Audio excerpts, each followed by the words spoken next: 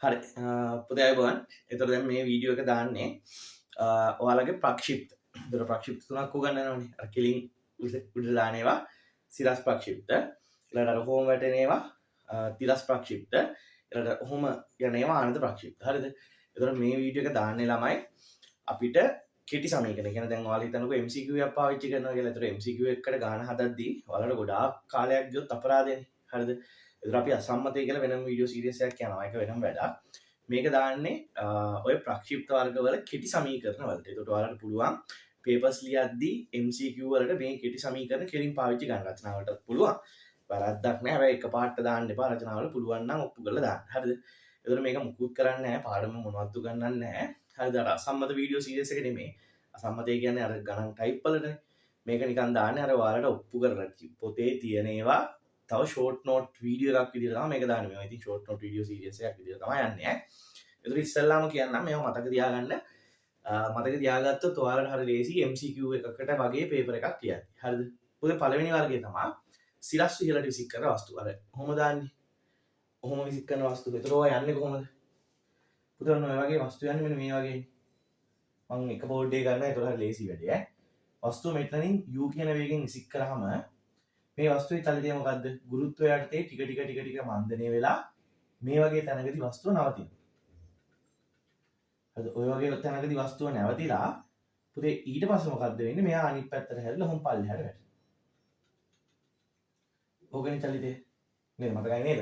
අපි අමුම විසික් කරාම වස්තුව මෙතන u වේගෙන් යනවා. u වේගෙන් ගිහිල්ලා ටික ටික මන්දනය වෙලා මෙතනදී නැවතිලා අනිත් පැත්ත හැරිලා පල්ලෙහාට වැටෙනවා.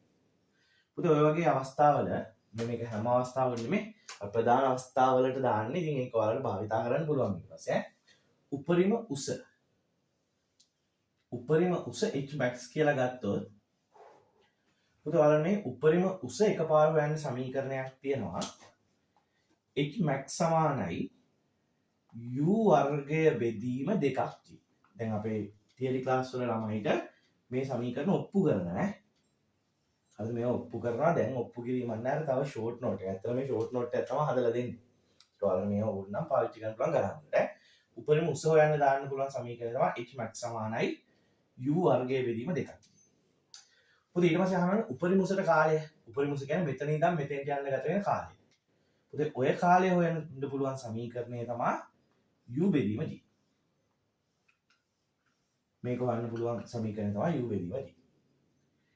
ඊළඟට අහනවා ළමයි මුළු පියාසර කාලය. මුළු පියාසර කාලය කියන්නේ මෙතන ඉඳන් මෙතෙන්ට ගිහිල්ලා ආයෙ මෙතෙන්ට එන්න ගත වෙන කාලය. පැහැදිලිද? මෙතන ඉඳන් මෙතෙන්ට ගිහිල්ලා ආයෙ මෙතෙන්ට එන්න ගත වෙන කාලය අහනවා. ඒකට මුළු පියාසර කාලය අපි t total කියලා කියනවා. පුතේ t total එක ලියන්න පුළුවන් 2ක් u බෙදීම g. ඒ කියන්නේ ඔයාලා මතකද මෙන්න මෙහෙම එකක් කියනවා. උපරිම උසට යන්න ගත වෙන කාලය වගේ දෙගුණයක් තමයි මුළු පියාසර කාලය. හරිනේ මේ ගාන වගේ දෙකක් නෙවෙයි තියෙන්නේ. උපරිම උසට යන්න ගත උනේ තප්පරයයි නම් මුළු පියාසර කාලේ තප්පර 2යි. ඒතර මේ ගණන් මේ සමීකරණ පාවිච්චි කරන්න පුළුවන් මොකේදද? මෙයාගේ උපරිම උස හොයන්න, උපරිම උසට යන කාලය හොයන්න සහ මුළු පියාසර කාලය හොයන්න. ඔය කැමති නම් ළමයට කැමති නම් මේ ඉතින් ඔය චුට්ට වෙනස් කරලා අනිත් ඒවාට දාන්න පුළුවන්. මේ ප්‍රධාන අවස්ථාව කිව්වේ දැන් මේ භාගයක් වගේ යද්දි මේක දාන්න බෑ. අපෙන් ගානිකුත් මෙයා භාගයක් දුර යනකොට කියලා කිව්වොත් ඔය ගාන චුට්ටක් වෙනස් වෙනවා. හරිද? දැන් මම මේ කිව්වේ ප්‍රධාන අවස්ථාවේ දාන නෝට් එකේ තියෙන එක මම ඔයාලට අපව ෂෝට් කරලා දෙන්නම් ඈ. ඒක ඔය අවස්ථාව තමයි දෙන්නේ. විසික් කරාට පස්සේ උපරිම උස ලියන සමීකරණය වෙන්නේ h max සමානයි u වර්ගය බෙදීම 2ක් g. උපරිම උසට යන කාලය හොයන්නේ u බෙදීම g. 2යි t 2යි u බෙදීම g. දැන් හිතන්නකෝ මෙහෙම එකක්. කෙලින්ම අපි මේ උදාහරණයක් ගත්තොත් අපි කියන වස්තුවක් මෙහෙම තියෙනවා. මෙයාව 100න් විසික් කරනවා. පුතේ මෙයාව 100න් උඩට විසික් කරනවා. මෙයාගේ උපරිම උස හොයන්න. මෙයාව මෙහෙම 100න් විසික් කරාම යන උපරිම උස හොයන්න කිව්වොත් මේක දාන්න පුළුවන්. ඒක දාද්දි u වෙනුවට දාන්න මෙතන විසික් කරපු එක 100. ඒතර 100 වර්ගය කියන්නේ 10000යි 10000 දෙකකින් ජීවිතේම මේ උත්තරේ 5000 දෙන්නේ. ඊළඟට උපරිම උසට යන කාලය හොයන්නකොත් u වෙනුවට 100 දාන්න g තියෙනවා. උත්තරේ එනවා තප්පර 10යි. ඊළඟට මුළු පියාසර කාලය හෙව්වොත් u වෙනුවට 100 දාන්න ඉතින් සුළු කරලා ගන්න පුළුවන්. හරි පැහැදිලි නේද? ඒතර ඔන්න ඔය ටික තමයි එන්නේ. දැන් මම පස්සේ මෙහෙට වෙලා ඉන්නවා. ඔයාලට ඒක පුළුවන් මේක නිකන් ආපහු ෂෝට් නෝට් එක ගන්න. ඇත්තටම ගන්න ෂෝට් නෝට් එකක් හදලා දෙන එකයි වීඩියෝ එකක් තියෙන්නේ. පුතේ ඊට පස්සේ තියෙන වර්ගය තමයි මෙන්න මේ අවස්ථාවනේ. මෙන්න මේ වගේ උසකින් ඉඳන් අපි මේවට කියන්නේ මොන ප්‍රක්ෂිප්තද? තිරස් ප්‍රක්ෂිප්ත. මෙන්න මේවා. මේවා සිරස් ප්‍රක්ෂිප්ත. මේවා තිරස් ප්‍රක්ෂිප්ත. ඔය වගේ උසකින් ඉඳන් මේ පැත්තට u එකෙන් දාන්න.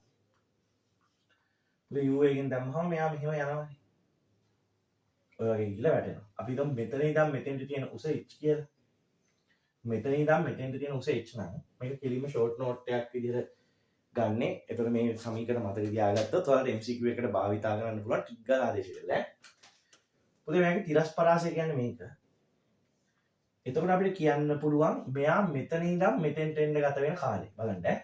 මෙතන ඉඳන් මෙතෙන්ට එන්න ගත වෙන කාලය පුතේ අපිට කෙලින්ම ලියා ගන්න පුළුවන් t සමානයි දෙකක් h බෙදීම g එයාගේ වර්ගමූලය කියලා. දෙකක් h බෙදීම g එයාගේ වර්ගමූලය කියලා කියන වස්තුව මෙතන ඉඳන් මෙතෙන්ට එන්න ගත වෙන කාලේ මේ උස සිම්පල් h නම් අපිට කෙලින්ම ලියන්න පුළුවන් t සමානයි දෙකක් h බෙදීම g. පුතේ ඊට පස්සේ මෙයාගේ තිරස් පරාසය මෙන්න මේකනේ. මෙන්න මේක අපිට ලියා ගන්න පුළුවන් කෙලින්ම කැපිටල් R සමානයි u කියන්නේ මෙතනදී වේගය u වර්ගමූල දෙකක් h බෙදීම g. මෙහෙම මතක තියාගත්තොත් ඔයාලටම තමයි MCQ වලට ලේසි. MCQ පේපර් එකේ කාලය සම්බන්ධ ප්‍රශ්න එන්නේ නැහැ එතකොට. ආදේශ කරා උත්තරේ ගන්න තියෙන්නේ. නැත්තව සමහර අයට කාලය සම්බන්ධ ප්‍රශ්නයක් එන්නේ මේ වගේ සමීකරණ අමතක හින්දා. හරිද? ඕවා මතක තියාගත්තොත් කාලය සම්බන්ධ ගැටලුවක් එන්නේ නැහැ. සමහරුන්ට කියනවානේ පැය එකමාරට පේපර් එක ලියන්න බෑ. පැය දෙකකට පේපර් එක ලියන්න බෑ. හරිද? ඔය ප්‍රශ්නේ එන්නේ බා ඔයාලා දිග ක්‍රම වලට යන්නේ. ඒකට MCQ වල දාන්න නම් අපි කෙටි ක්‍රම චුට්ටක් ඔළුවේ තියාගන්න ඕනේ. ඒක දැන් මේක දාන්න පුළුවන්. ඔය දැන් උදාහරණයක් ගමු. කවුරු කෙනෙක් කියනවා මෙහෙම. මෙයාගේ උස මීටර් 10ක උසක ඉඳලා මෙයාව මෙහෙට 10න් විසික් කරනවා. මෙයාගේ පියාසර කාලය හොයන්න. පුතේ පියාසර කාලය කියන්නේ මෙතන ඉඳන් මෙතෙන්ට එන්න ගත වෙන කාලය. ඒක වස්තුව මෙතන ඉඳන් මෙතෙන්ට එන්න ගත වෙන කාලය හොයන්න මේක දාන්න පුළුවන්. t සමානයි වර්ගමූල 2යි h කියන්නේ මෙන්න මේ උසනේ. h කියන්නේ මේක මම 20යි කියලා ගන්නම්. මෙතන පැටලෙනවා. 20 කියලා ගන්න මේක වෙයි. h කියලා ගන්න මෙන්න මේ උස. මෙතන ඉඳන් දෙන්න උස 20 බෙදීම g කියන්නේ 10යි. ආදේශ කරා උත්තරේ ගත්තා. ඊළඟට අහනවා මුළු පියාසර කාලය කියලා. ඔය මුළු පියාසර කාලය කියන්නේ මේකනේ. එහෙනම් මේක දාන්න පුළුවන් r සමානයි u කියන්නේ 10යි. ඉතින් මේක ආදේශ කරා උත්තරේ ගත්තා. හරිද? පුතේ ඕන්න මේ සමීකරණ මෙහෙම ඒවට ආදේශ කරන්නත් පුළුවන්. දැන් මේකෙදි නම් මෙතන ඉඳන් මෙතෙන්ට මේ ගාන මෙහෙම දෙනවා. ඔන්න ඔහොම එකක් බලන්න. අපිට මෙහෙම ගන්නත් හම්බ වෙනවා. මෙයාගේ මුළු උස මීටර 10යි. ඔන්න බලන්න මේක තව තැන් වලට පාවිච්චි කරන්න පුළුවන්. මුළු උස 10යි නෙමෙයි මුළු උස 100යි. මුළු උස මීටර 100යි. ඔහොම මෙතනින් 10න් විසික් කරනවා. ඒතර වස්තුව මෙහෙම එනවා. අපෙන්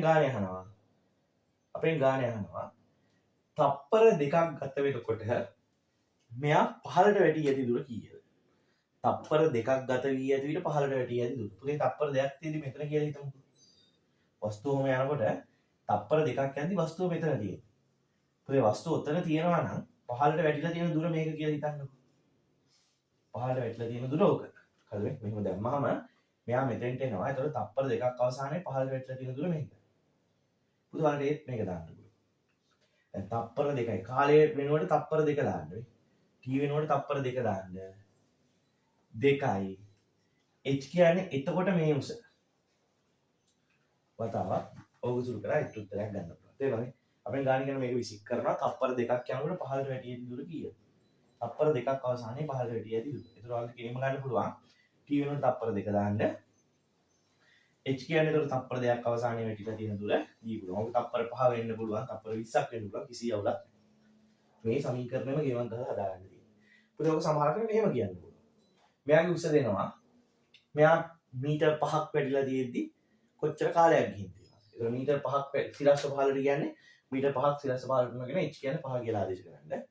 එතකොට පැටිච්ච කාලේ පැහැදිලිද? ඕකම ඉතින් මේකෙත් පුළුවන් ඈ. එතකොට දැන් අපිට මේ ගානම දිගුවක් විදිහට ඇහුවොත් මීටර් දෙකක් අවසානයේ ගමන් තප්පර දෙකක් අවසානයේ ගමන් කරලා තියෙන තිරස් පරාසය කීයද? තප්පර දෙකක් ඉවර වෙද්දි ගමන් කරලා තියෙන තිරස් පරාසය කීයද? ඒතකොට තිරස් පරාසය කියන්නේ මේකනේ. දැන් හරිනේ h හොයාගත්තා. ඒක මෙතෙන්ට ආදේශ කරා. u වෙනකොට 10 ආදේශ කරා. r හොයාගත්තා. මේක නෝ. මේ සමීකරණ දෙකෙන් ඔයාලට මේ ගණන් ඕන එකක් ලොකු ගේමක් ගහගන්න පුළුවන් ඈ. සෑහෙන ලොකු ගේමක් ගහගන්න පුළුවන්. පැහැදිලිද? තේරුණා කියලා හිතනවා ඈ. හරි. පුතේ ඔන්න මම මෙහාට වෙලා ඉන්න. කැමති නම් ඔයාලා වෙන මොකද එක පොඩි ෂෝට් නෝට් එකක් විතර මේ දේවල් දාගන්න මම කිව්වා ඔයාලගේ භාෂාවෙන් ලියන්න. වීඩියෝ එක නවත්තලා ස්ක්‍රීන්ෂොට් එකක් හරි ස්ක්‍රීන්ෂොට් එකක් ගන්නවා වීඩියෝ එක නවත්තලා නෝට් එකක් ඔයාලා හදාගන්න මේකට. මේකෙන් අරම ගන්න පුළුවන් වගේ ඒවා දාලා හරි නේද? එතකොට මේ තියෙන්නේ සිරස් මේ තියෙන්නේ ආනත අන්තිමට තියෙනවා තිරස් පක්ෂි. බලන්න.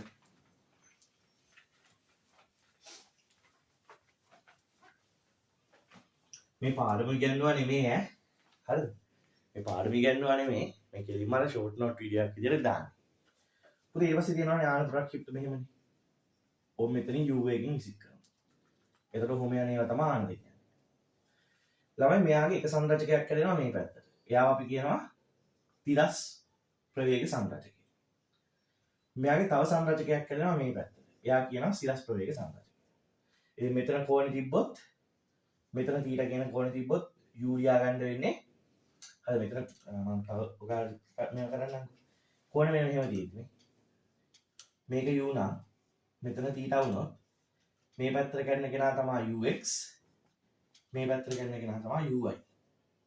පුතේ කෝණෙත් එක්ක තියනවා නම් ux ලියන්න වෙන්නේ ux සමානයි u ගේ cos θ. uy එතකොට ලියන්න වෙන්නේ u ගේ sin θ. හරි හදිස්සි කෝණෙ මෙහෙම වුණොත් u කියන කෙනා මෙහෙම වෙලා කෝණෙ මෙතනින් තිබ්බොත්. එතකොට මේ පැත්තට ගන්න සංරචකයේ ux මේ පැත්තට ගන්න කෙනා uy. එතකොට ux අපි ලියාගන්නේ කොහොමද? කෝණෙන් ඉවතින්ද දැන් මෙයා ලියන්න වෙන්නේ u ගේ sin θ. uy ලියාගන්න වෙන්නේ දැන් u ගේ cos θ. මතකයි නේද? කෝණේ පැත්තට නම් sin කෝණේ පැත්තට නම් cos. එතකොට මෙයා තමයි ප්‍රක්ෂේපණ වේගය කියන්නේ u ට. මේ u කියන්නේ ප්‍රක්ෂේපණ වේගය.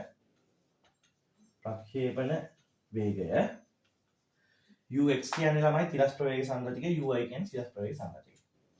පුතේ මේකෙත් සමහර වෙලාවට ඔය අහනවානේ අපිට සම්මත ගණන් කියන්නේ සාමාන්‍ය ගණන්. ඒතර අහන ප්‍රධාන වශයෙන් අහන දෙයක් තමයි මේකේ උපරිමස කියන්නේ. පුතේ මේකේ උපරිමස ලියා ගන්න පුළුවන්. h සමානයි මේ පැත්තට තියෙන ප්‍රවේග සංරචකය. u ගේ මෙහෙට තියෙන ප්‍රවේග සංරචකය තමයි uy. uy ගේ වර්ගය බෙදීම දෙකක්. ඔයක දාන්න පුළුවන් උපරිමස ගන්න. පුතේ මෙතන කෝණේ දීලා තිබ්බොත් uy කියන්නේ මේක. u sin θ. හදිසියෙ මෙතන කෝණේ දීලා තිබ්බොත් uy කියන්නේ u ගේ cos θ. ඒක බලලා දාන්න ඕනේ. ඒක බලලා ඔය මේ නාගේ මෙතන දාමන හරි. පුතේ උපරිමසට කාලය අහනවා අපි. උපරිමසට කාලය හොයාගන්නේ. උපරිමසට කාලය හොයාගන්නේ uy බෙදීම g. uy බෙදීම g. උපරිමසට කාලය හොයාගන්නේ uy බෙදීම g. uy කියන්නේ මෙයාගේ මේ සංරචකය. uy බෙදීම g. ඊළඟට අපෙන් අහන ගානක් තමයි මුළු පියාසර කාලය. පුතේ මුළු පියාසර කාලය කියන්නේ මෙතන ඉඳන් මෙතෙන්ට යන්නේ.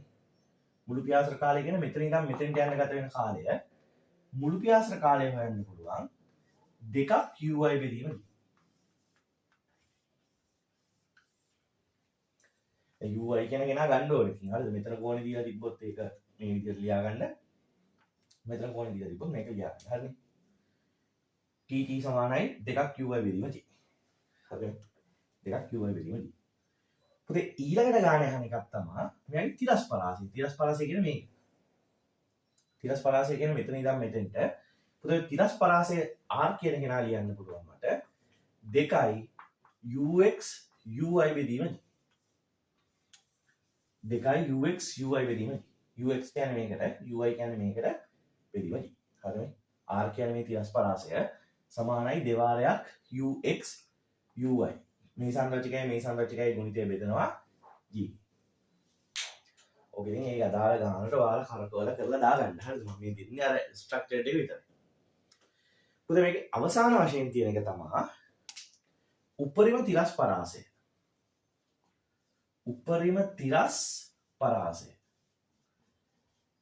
තමයි සාමාන්‍ය මේ වගේ ප්‍රක්ෂිප්තයක තිරස් පරාසය උපරිම වෙන්න නම් මෙන්න මෙතන කෝණේ අංශක 45ක් වෙන්න ඕනේ. ඔයාලා දන්නවනේ සාමාන්‍ය ගොඩාක් දුර යවන්න නම් අපි මෙහිම නිසික් කරන්නේ වස්තුව. එතකොට මෙතන කෝණේ අංශක 45ක් වුණාම තමයි මෙයාගේ තිරස් පරාසය කියන කෙනා උපරිම වෙන්නේ. හරිද? මෙයා ප්‍රක්ෂේපණය කරන්නේ u එකෙන් කියන්නකෝ. එතකොට උපරිම තිරස් පරාසය කියන කෙනා අපිට කෙලින්ම ලියා ගන්න පුළුවන්. මේවා කිරි සමීකරණ අපේ 27 සහ එතනින් එහාට කවදා හරි මේ වීඩියෝ කවදා හරි බලන ළමයි ටිකක් ඉතින් හරිද 27න් පස්සේ බලන කියන්නේ 2027 බැච් එකෙන් පස්සේ බලන ළමයිටත් මේ වීඩියෝ එක දානවානේ. ඒතකොට එයාලට නම් මේක මම කෙලින්ම ව්‍යුත්පන්නේ දුන්නා. ඒතකොට 27 බැච් එකට කලින් බැච් එකට මේ ව්‍යුත්පන්නේ දීලා නැහැ මීට කලින්. හරිද? 27 බැච් එක තමයි ඉස්සෙල්ලාම ඕක දුන්නේ. උපරිම තිරස් පරාසය කියන එක එකපාර ගන්න සමීකරණ ව්‍යුත්පන්න කරේ 27 බැච් එකට මුලින්ම. 26 බැච් එකටත් 25 බැච් එකටත් කලින් ව්‍යුත්පන්නයක් කරේ නැහැ. හරිද? ඉතින් මෙතනින් එහාට උගන්වන්නේ 27න් පස්සේ අපි ගන්නවානේ බැච් ටික. ඒගොල්ලොත් මේ වීඩියෝ එක බලන කාලෙට එයාලටත් එයාලගේ නෝට් එකේ මේ ව්‍යුත්පන්නේ තියෙයි. එතකොට දැන් මේක දාන්නේ ඔය ඉස්සල්ලාම 26 25 බැච් වලටනේ. එතකොට ඒගොල්ලෝ මේක තිබ්බේ නෑ 27 බැච් එකට කරා මේ ව්‍යුත්පන්නේ. ඔයාලට කරේ නෑ. උනට ඉතින් මේක එකපාර ආදේශ කරලා ගන්න. හරිද? මෙතන ඉහාට බලන්න කියන්නේ 27 බැච් ලොකු බැච් බලනකොට ඉතින් මේක එයාලගේ පොත්වල තියෙනවා. පුතේ මේ වගේ අවස්ථාවක උපරිම තිරස් පරාසය R max කියන කෙනා කෙලින්ම ලියා ගන්න පුළුවන්. U වර්ගයේ බෙදීම G කියන. කියලා U වර්ගයේ බෙදීම G. ඔකන් කෙලින්ම ලියන්න පුළුවන් ඈ. U වර්ගය කියන්නේ මෙයා ප්‍රක්ෂේපණය කරන වේගය G කියන්නේ 10. පැහැදිලිද? තේරුණාද? මෙයා උපරිම තිරස් පරාසයෙන් ඉඳලා මෙතන කොහොනේ 45ක් වෙන්න ඕනේ. ඔයාලට පුළුවන් ඕන නම් මේක ව්‍යුත්පන්න කරගෙන එන. කැටයමක් දාලා නටන්න. ඉච්චර ඕනේ නෑ ළමයි. මේක ආදේශ කරපන් උත්තරේ ගන්නට තිතට එනවා උපරිම තිරස් පරාසය. මෙයා ප්‍රක්ෂේපණය කරන වේගය u නම් g කියන්නේ ගුරුත්වාකර්ෂණ ත්වරණය නම් උපරිම තිරස් පරාසය r max ලියන්න පුළුවන් u වර්ගයේ විදිහට. මම හෙඩලයින් ඔයාලට අඩලා මේක නෝට් එකක් විදිහටම ලියා ගන්න ඉන්න. ඒතර මේක ෂෝට් නෝට් එකක්. අතන මේ දුන්නා වගේ ෂෝට් නෝට් එකක් ඈ. අද වෙන මොකුත් නෙමෙයි සමීකරණ ටික දාලා ෂෝට් නෝට් එකක් දුන්නේ. මේක ෂෝට් නෝට් වීඩියෝ එකකුත් තියෙනවා. හරිද? ඔයාලා කරන්න තියෙන හොඳ වැඩේ තමයි මේ වීඩියෝ එක ඉස්සෙල්ලාම කොලේක මේ සමීකරණ ටික ලස්සනට ලියන්න. ෂෝට් නෝට් කියලා දාලා. හරිද? ප්‍රක්ෂිප්තාශ්‍රිතව කෙටි සමීකරණ කියලා ලියන්නේ. කියලා ලියන්නේ ෂෝට් නෝට් වීඩියෝ එක සහිතයි කියලා. මොකද මම මේක අප්ලෝඩ් කරනවා channel එකට. හරිද? මේ කරන්නේ MCQ කොට දාගන්න කෙටි සමීකරණ තියෙන්න ඕනේ ඒවට. මතක තිබ්බොත් ඔයාලට හොඳයි. ඔයාලා හැම වෙලේම අනිත් ළමයිට වඩා ඉස්සරහයි පියවර 3-4ක් ඉස්සරහින් ඉන්න ළමයි. හරිද? ඒතකොට තමයි අපිට මේ රේස් එක ලස්සනට ඉවර කරගන්න පුළුවන්. එහෙනම් ඔච්චරයි. ජය වේවා බුසන්න හැමෝටම.